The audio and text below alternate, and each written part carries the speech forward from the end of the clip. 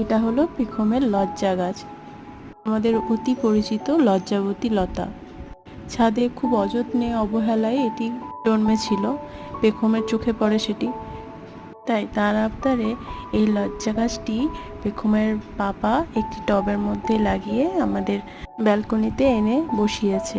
আর আমিও অমনি এই লজ্জা মোড়ানো লজ্জাবতী লতার লজ্জাটাকে ধরে রাখতে একটা ছোট্ট করে ক্লিপ করে ফেলেছি।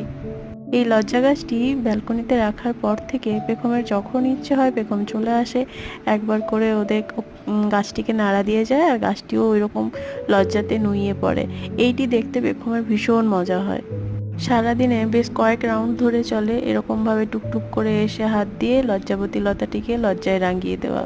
পেখমের কাণ্ড কারখানাগুলো ক্লিপ করতে পারিনি ঠিকই, কিন্তু আমি আমার মতো করে লজ্জাবতী লতার সাথে আজকে একটু খেলে নিয়েছি এবং একটা ক্লিপও বানিয়ে নিয়েছি। কেমন লাগলো এটি?